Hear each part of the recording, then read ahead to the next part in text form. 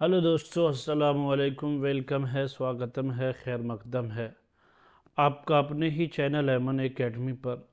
हम आज आपके लिए लेकर के आए हैं बीपीएससी टीआरई 4 की क्लासेस, जो बच्चे 6 से 8 के टीचर बनने के ख्वाहिशमंद हैं या उन्होंने उर्दू प्राइमरी लेवल में अपना उर्दू एक सब्जेक्ट उर्दू के तौर पर चुना है, तो उनके लिए क्लासेस बहुत ही अहम है।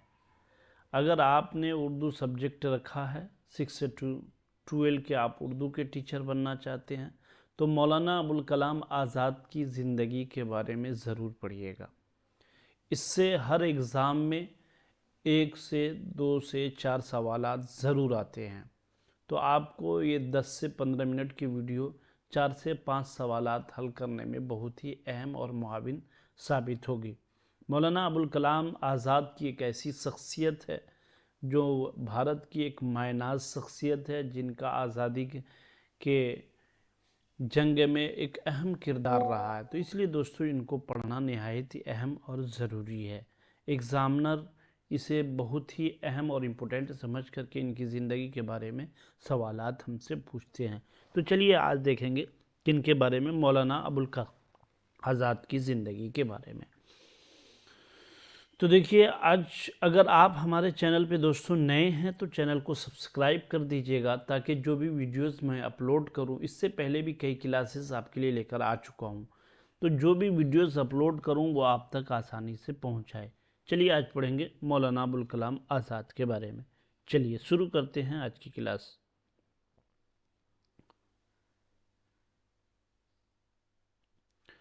देखिए, मौलाना अबुल कलाम की मुकम्मल हयात ज़िंदगी, एक एक चीज़ों को कॉपी और पेन लेकर के बैठिएगा दोस्तों, चाहे जो भी इम्पोर्टेंट है वीवीआई, जो सारी चीज़ें आपको वीवीआई लगे, जो वीवीआई लगे, आपको वेरी इंपॉर्टेंट क्वेश्चंस लगे, उसको आप क्या कीजिएगा, नोट कर लीजिएगा।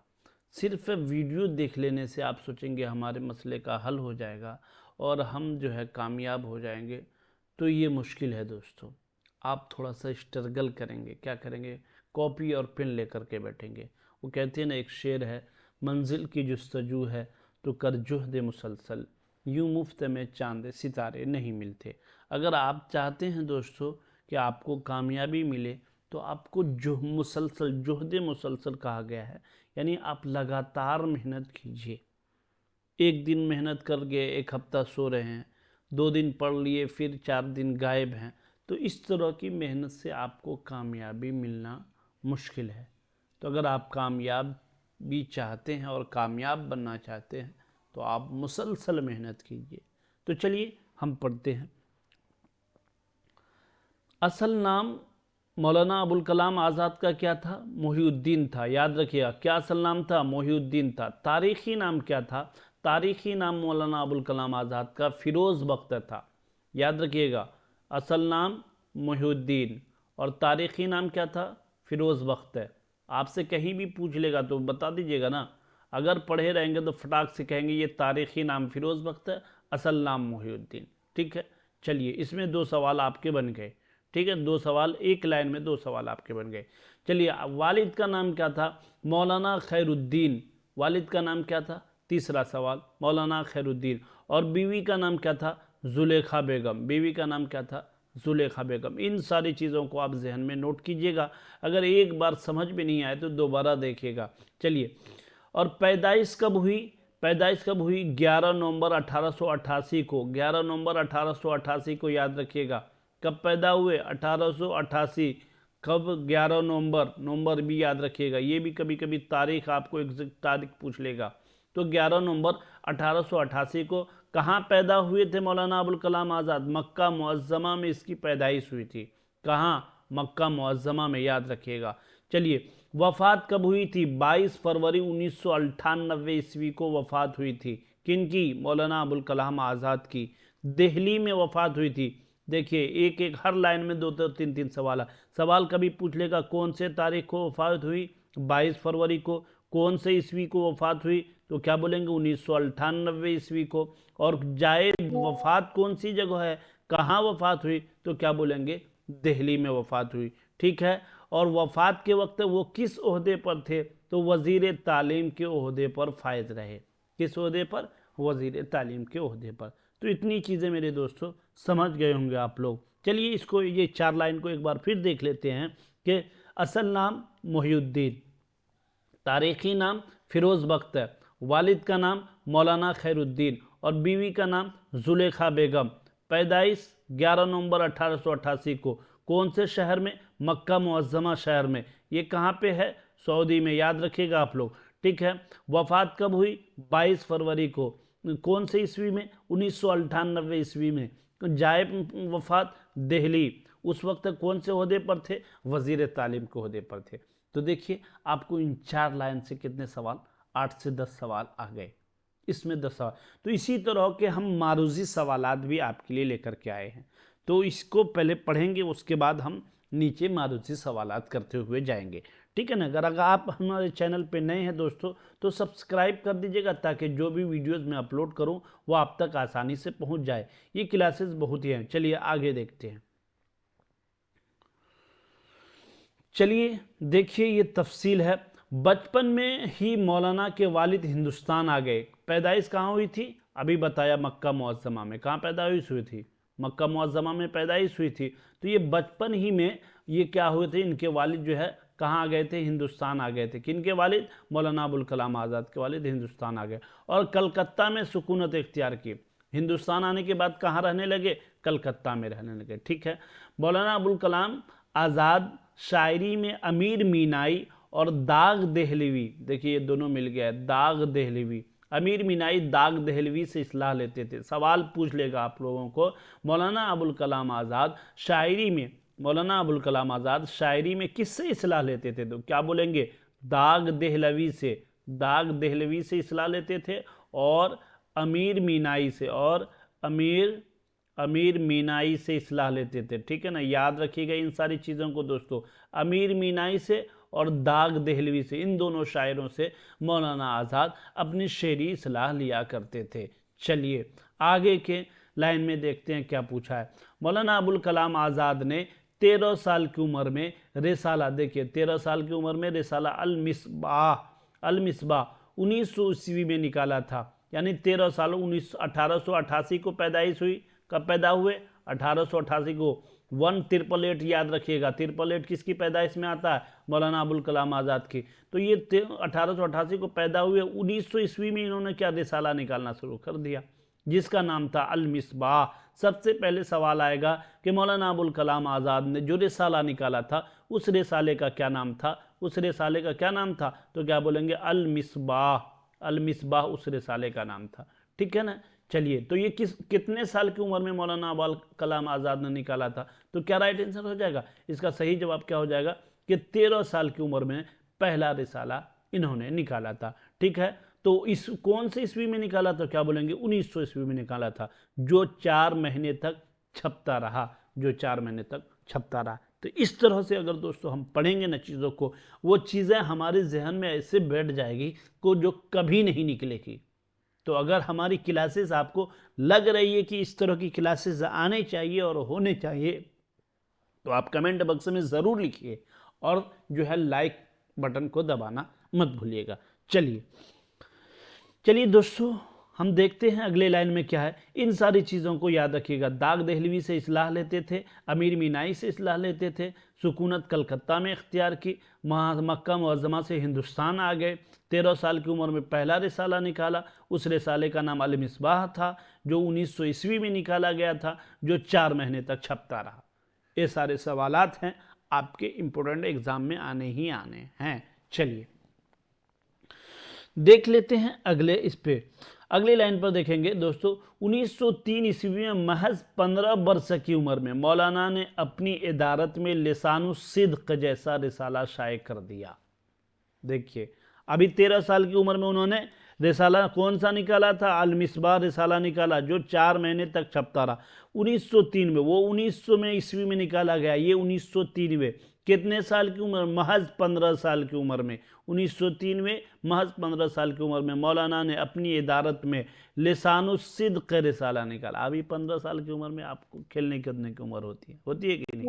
आजकल के बच्चे खेलने कूदने में गुजार देते हैं, अभी तो खेलने की उम्र है, पढ़ेंगे क्या, जब उम्र होगा तब पढ़ेंगे, अभी तो व्हाट्सएप, फेसबुक, इंस्टा, टेलीग्राम यही चलाने की उम्र है ना।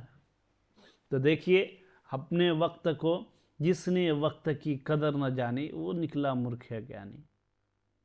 अल वक्त असमन मिन ज़हब, वक्त सोने से ज़्यादा कीमती है। आप अपने वक्त का भरपूर इस्तेमाल कीजिए। भरपूर इस्तेमाल क्या, फेसबुक में, व्हाट्सएप में, इंस्टा में नहीं, आपको अपने वक्त का भरपूर इस्तेमाल किस में करना है दोस्तों, आपको अपने वक्त का भरपूर इस्तेमाल जो है किस में करना है, पढ़ाई में करना है, तब जा कर के आपको कामयाबी मिलेगी। चलिए, लिसानु सिद्क, रिसालो सिद्क जैसा रिसाला शाये कर दिया, कितने साल की उम्र में, 15 साल की उम्र में, 1903 ईस्वी में। चलिए, इतनी चीज़ें याद रखेंगे मौलाना अबुल कलाम आज़ाद के बारे में। चलिए अगली लाइन पर देखेंगे क्या पूछा अगले लाइन में। मौलाना अबुल कलाम आज़ाद की मुलाकात पहली बार अल्लामा शिबली नोमानी से 1905 ईस्वी में हुई थी। ये सवाल भी पूछ देता है कि मौलाना अबुल कलाम आज़ाद की अल्लामा शिबली नोमानी से मुलाकात कौन से सन में हुई थी, तो क्या लिखिएगा आप वहाँ पे, 1905 ईस्वी में। कब, 1905 ईस्वी में। चलिए आगे देखेंगे दोस्तों। मौलाना आज़ाद ने दिसंबर 1906 में मुस्लिम लीग के पहले इजलास में ढाका में शिरकत की। ये सवाल पूछेगा, मौलाना आज़ाद दिसंबर 1906 ईस्वी में कौन से इजलास में ढाका में शिरकत किए थे, तो क्या जवाब आ जाएगा, मुस्लिम लीग के पहले इजलास में 1906 में आपने जो है शिरकत की थी। सवाल इस तरह भी पूछ देगा, मुस्लिम लीग के जिस इजलास में मौलाना आज़ाद ने शिरकत की थी वो कहाँ पे हुआ था, तो क्या बोलेंगे, ढाका में हुआ था। तो फिर सवाल आएगा कि कौन से ईस्वी में मौलाना आज़ाद मुस्लिम लीग के इजलास में शरीक हुए थे, तो क्या जवाब हो जाएगा, 1906 ईस्वी में। इस तरह से सवाल आपके बनेंगे। चलिए आगे सवाल देखते हैं दोस्तों।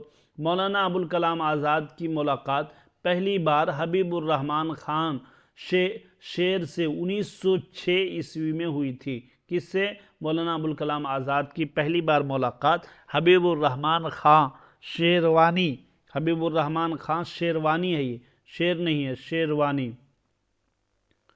शेरवानी इसी के नाम आपने खतूत लिखे थे। शेरवानी से मुलाकात 1906 ईस्वी में हुई थी। चलिए आगे देखेंगे। 1907 में मौलाना की शादी जुलेखा बेगम से हुई। 1907 ईस्वी में मौलाना की शादी जुलेखा बेगम से हो गई थी। चलिए आगे देखेंगे दोस्तों। जो चीज़ें आपको लगे कि ये सवाल ये VVI है तो आप उसको नोट करते जाइएगा। वैसे भी मैं भी बताता चलूँगा, इसमें से जितने लाइन मैंने आपको दिया है ये सारे के सारे VVI हैं, कहीं से भी आपसे सवालात पूछे जा सकते हैं। लेकिन और बेहतर तौर पर आपको लगता है कि ये VVI है, इसको नोट कर लेना चाहिए, तो आप नोट कर लीजिएगा। चलिए, और जुलेखा बेगम की वफ़ात 1943 ईस्वी में हुई थी। जुलेखा बेगम की वफ़ात कब हुई थी, जिससे शादी 1907 में हुई, उसकी वफ़ात 1943 ईस्वी में हो गई थी। किन की, मौलाना आज़ाद के बेगम की। क्या नाम था, जुलेखा बेगम। चलिए वफ़ात कब हुई, 1943 ईस्वी में। ठीक है। चलिए 1908 ईस्वी में मौलाना के वालिद की वफ़ात एक मुख्तसर बीमारी की वजह से हुई। 1908 ईस्वी में मौलाना के वालिद की वफ़ात जो है एक मुख्तसर बीमारी की वजह से हुई। चलिए आगे देखते हैं। 13 अप्रैल 1912 ईस्वी में मौलाना आज़ाद का रिसाला अल हिलाल का पहला शुमारा कलकत्ता से शाये हुआ था। किसका पहला शुमारा जो है, 13 अप्रैल 1912 ईस्वी में मौलाना आज़ाद के रिसाला अल हिलाल का पहला शुमारा कलकत्ता से शाये हुआ था। चलिए ये सारी चीज़ें याद रखेंगे। 1914 ईस्वी में हुकूमत वक्त ने अल हिलाल को बंद करवा दिया। हुकूमत वक्त ने क्या किया, ये जो अल हिलाल मौलाना का रिसाला निकलता था अल हिलाल, उसको बंद करवा दिया। क्यों बंद करवा दिया भाई, करवा दिया उसको बंद इसलिए करवा दिया कि वो उस अल हिलाल में अंग्रेज़ों के ख़िलाफ़ लिखा करते थे, इसलिए जो है अंग्रेज़ों ने क्या किया था, अल हिलाल को बंद करवा दिया था। चलिए समझ गए ना, मौलाना आज़ाद के भूमिका और उनके किरदार आज़ादी में बहुत ही अहम रहे हैं, जिसको कभी भी भारतीय हुकूमत या भारत के लोग या भारत के वासी फरामोश नहीं कर सकते। उन्होंने बहुत सारी कुर्बानियाँ अपनी आज़ादी के अंदर दी है, मौलाना अबुल कलाम आज़ाद। अभी देखेंगे वो जेलों में बंद रहे, कहाँ कहाँ ठोकरें, दर दर की ठोकरें खाए, मसाइबें झेली, परेशानियाँ झेली, उसके बाद इस देश को आज़ादी दिलाई उन्होंने। ठीक है, चलिए उनका भी, उनके सहयोगियों ने और उनका भी किरदार बहुत ही अहम रहा है। चलिए 12 नवंबर 1915 को अखबार अल हिलाल के बदले अल बलाग का पहला शुमारा जारी किया। अल बलाग और अल हिलाल, याद रखिएगा ये दोनों किनके रिसाले हैं, तो क्या बोलेंगे, अल बलाग और अल हिलाल किनके रिसाले हैं, ये दोनों मौलाना अबुल कलाम आज़ाद का रिसाला है। चलिए दोस्तों आगे देखते हैं, आपसे क्या पूछा गया है कि पहला शुमार जारी किया 1915 ईस्वी में, अल हिलाल के बदले अल बलाग निकाला। आखिरी शुमारा 13 अप्रैल 1916 को निकला था। आखिरी शुमारा कब निकला था, 13 अप्रैल 1916 को। ठीक है, ये सारी चीज़ें VVI हैं, इनको नोट कर लीजिएगा। चलिए अगले सवाल को देखेंगे, अगले लाइन में देखेंगे क्या है।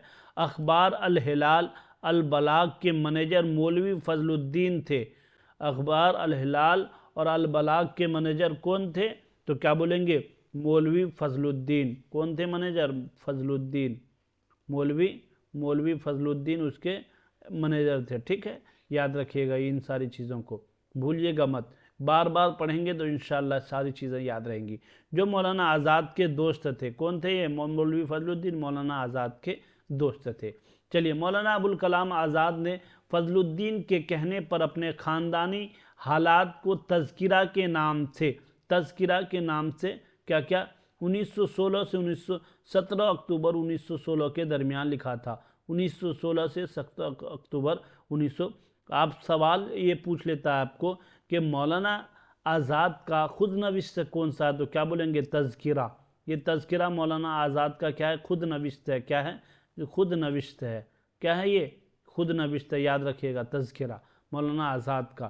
ठीक है ना, मौलाना अबुल कलाम आज़ाद का खुद नविश्त कौन सा है, तो क्या बोलेंगे, तज़किरा। ठीक है, ये सारी चीज़ें आप लोगों को समझ में आ गई होगी। ये तज़किरा किसके कहने पर लिखे थे, आपने सवाल ये पूछ लेगा कि आपने अपनी खुद नविश्त है, आपने अपनी खुद नविश्त तज़किरा किनके कहने पर लिखी थी, तज़किरा किनके कहने पर लिखी, तो क्या बोलेंगे, मौलवी फजलुद्दीन के कहने पर।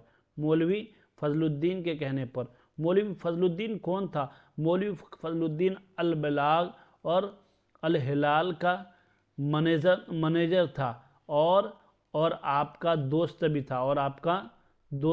था। ठीक है ना, आपका दोस्त भी था। ठीक है, ये सारी चीज़ें आपको समझ में आ जानी चाहिए।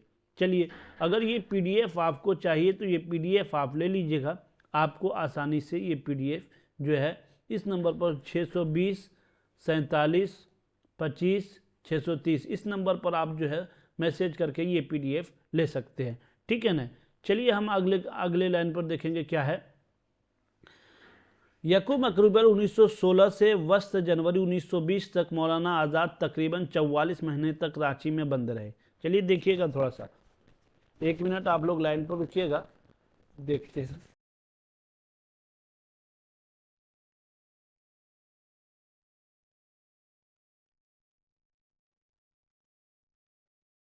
तो क्या देख रहे थे दोस्तों, यकूम अप्रैल 1916 से वस्त जनवरी 1920 तक मौलाना आज़ाद तकरीबन 44 महीने तक रांची के जेल में बंद रहे। रांची के जेल में क्या रहे, बंद रहे। ठीक है ना, चलिए उसके आगे देखते हैं। 1923 में पहली बार मौलाना अबुल कलाम आज़ाद महज 35 वर्ष की उम्र में कांग्रेस के सदर बनाए गए। महज 35 साल की उम्र में, यानी सबसे कम उम्र में।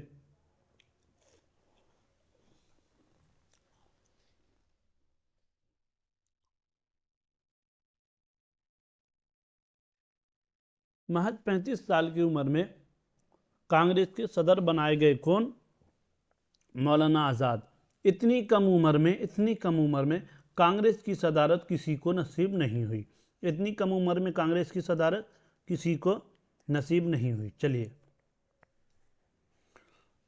तो यहाँ ये देखिए, ये लाइन जो है वेरी VVI है, इसको याद रखिएगा, ये याद रखिएगा, इसको आप नोट कर लीजिएगा एकदम ज़हन में। 1923 में पहली बार मौलाना अबुल कलाम आज़ाद महज 35 वर्ष की उम्र में कांग्रेस के सदर बनाए गए, जिसको अध्यक्ष कहते हैं हम हिंदी में।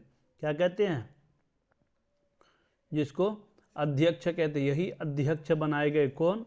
कांग्रेस के कौन? मौलाना अबुल कलाम आज़ाद। कितनी साल की उम्र में? 35 साल की उम्र में। और ये लाइन भी वीवीआई, इसको भी याद रखिए। यकुम अक्टूबर 1916 से वस्त जनवरी 1920 तक मौलाना आज़ाद तकरीबन 44 महीने तक रांची में नज़रबंद रहे। 44 महीने तक। ये दोनों लाइन बहुत ही वीवीआई है। यूपीएससी बीपीएससी बार बार में इसमें बड़े बड़े एग्जामों में ये सवालात जो है पूछे गए हैं। ठीक है, इसको नोट कर लीजिएगा। चलिए आगे देखेंगे। 1940 से 1946 तक मौलाना अबुल कलाम आज़ाद कांग्रेस के सदर बनाए गए और लगातार 6 वर्षों तक कांग्रेस के सदर रहे। 6 वर्षों तक कांग्रेस के सदर रहे। और जो है इतने लंबे तक कोई भी कांग्रेस के सदर नहीं बनाए गए, इतने लंबे वर्षे तक। ठीक है ना, कांग्रेस के सदर नहीं बनाए गए। क्यों नहीं बनाए गए? क्यों नहीं बनाए गए? तो इस वजह से नहीं बनाए गए थे। इसके बाद जो है ना फिर वही कि आज़ादी ही मिल गई। 1940 से 47 में हमारे देश को आज़ादी मिल गई। और उसके बाद जो है क्या हुआ कि उससे पहले जो है और जितने भी सदर रहे, कोई 2 साल रहे, कोई 1 साल रहे बस। तो इसलिए इसको लंबी उम्र तक कहा जाता है। और सबसे कम उम्र तक ये बनाए गए। आज़ादी के बाद नई हुकूमत ने सदर जमहूरिया डॉक्टर राजेंद्र प्रसाद बने और जो है वज़ीर आज़म जवाहरलाल नेहरू बने। और उसके बाद वज़ीर तालीम किसको बनाया गया? वज़ीर तालीम जो है मौलाना अबुल कलाम आज़ाद बनाए गए। ठीक है, ये सारी चीज़ें आप लोग जहन में बैठा लीजिएगा। आज़ादी के बाद सदर जमहूरिया कौन? डॉक्टर राजेंद्र प्रसाद। और जो है नहीं जिसको, और वज़ीर आज़म कौन? तो डॉक्टर जवाहरलाल नेहरू। और वज़ीर तालीम कौन? मौलाना अबुल कलाम आज़ाद। याद रख लीजिएगा। ठीक है, इन सारी चीज़ों को। चलिए हम आगे देखेंगे। मौलाना अबुल कलाम आज़ाद के खतूत में इंशाइया की झलक मिलती है। मौलाना अबुल कलाम आज़ाद के खतूत में क्या होता है? इंशाइया की झलक मिलती है। मौलाना अबुल कलाम आज़ाद रांची की जेल में 3 साल 9 महीना बंद रहे। रांची की जेल में क्या रहे? 3 साल 9 महीना बंद रहे। रिहाई यकुम जनवरी 1920 ईस्वी को हुई। कब? रिहाई यकुम जनवरी 1920 ईस्वी को हुई। चलिए, साइमन कमीशन की गिरफ्तारी में 5 माह जेल में रहे। साइमन कमीशन की गिरफ्तारी में मौलाना अबुल कलाम आज़ाद 5 माह जेल में रहे। हिंदुस्तान छोड़ो तहरीक के इल्ज़ाम में 9 अगस्त 1942 ईस्वी को गिरफ्तारी हुई और रिहाई 15 जून 1945 ईस्वी को हुई। इन सारी चीज़ों को याद रखिएगा। और 3 साल 24 दिन किले अहमदनगर की जेल में रहे। 3 साल 24 दिन जो है मौलाना अबुल कलाम आज़ाद किले अहमदनगर के जेल में रहे। ये लाइन भी वीवीआई है, इसको भी नोट कर लीजिएगा। अहमदनगर जेल में जवाहरलाल नेहरू, सैयद महमूद, आसिफ अली और फिरोज़ वगैरह साथ में थे। किसके? मौलाना अबुल कलाम आज़ाद के। मौलाना आज़ाद की साथ जेल में कुल 11 अहबाब थे। मौलाना अबुल कलाम आज़ाद के साथ जेल में कुल 11 अहबाब थे। चलिए, मौलाना आज़ाद के मुख्तलिफ आराओ ख़यालात। मौलाना आज़ाद के मुख्तलिफ आराओ ख़यालात यानी उनकी राय क्या थी, उनके ख़यालात क्या थे और किसने उनके बारे में क्या कहा है, इसी को हम जानेंगे। मौलाना अबुल कलाम आज़ाद को उर्दू का अदीब आज़म कहा जाता है। और इस किसने कहा है? अब्दुल माजिद दरियाबादी ने मौलाना अबुल कलाम आज़ाद को उर्दू का अदीब आज़म कहा है। चलिए, मौलाना अबुल कलाम आज़ाद को इमामुल अहरार का लक़ब शाइख अहमद उस्मानी ने दिया था। मौलाना अबुल कलाम आज़ाद को इमामुल अहरार का लक़ब किसने दिया था? शाइख अहमद उस्मानी ने दिया था। चलिए आगे देखेंगे। हर साल 11 नवंबर को यौम तालीम मौलाना आज़ाद की पैदाइश के मौके पर मनाया जाता है। कब मनाया जाता है? हर साल 11 नवंबर को क्या मनाया जाता है? यौम तालीम, शिक्षा दिवस के तौर पर मनाया जाता है। ये शिक्षा दिवस क्यों मनाया जाता है? तो मौलाना आज़ाद की यौम पैदाइश के मौके पर ही शिक्षा दिवस मनाया जाता है। मौलाना आज़ाद की पैदाइश कब हुई थी? तो 11 नवंबर 1888 को।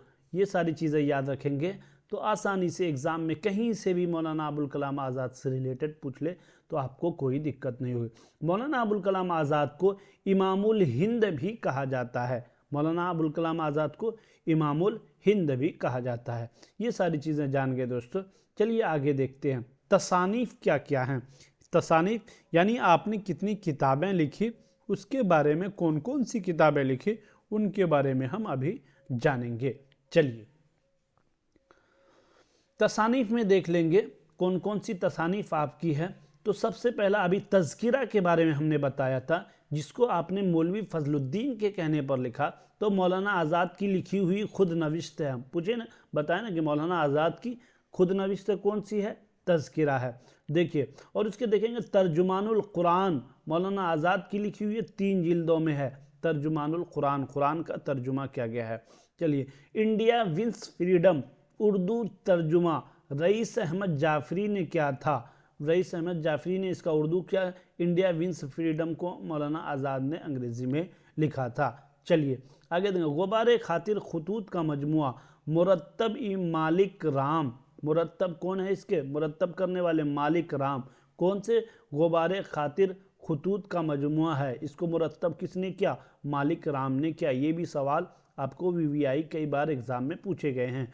चलिए गुबारे खातिर मौलाना अबुल कलाम आज़ाद 1924 से 1945 के दरमियान, जब आप 1924 नहीं है दोस्तों, 1942 है ये, 1942 से 1945 के दरमियान जब आप किला अहमद नगर में कैद थे, तब आपने क्या लिखा, मौलाना अबुल कलाम आज़ाद ने किसको लिखा, गुबारे खातिर लिखा, गुबारे खातिर लिखा। चलिए ये सारी चीज़ें आप याद रखेंगे। 1942 से 1945 के दरमियान, 1942 से 1945 के दरमियान, ठीक है ना, आपने किसको लिखा, गुबारे खातिर को लिखा, याद रखिएगा।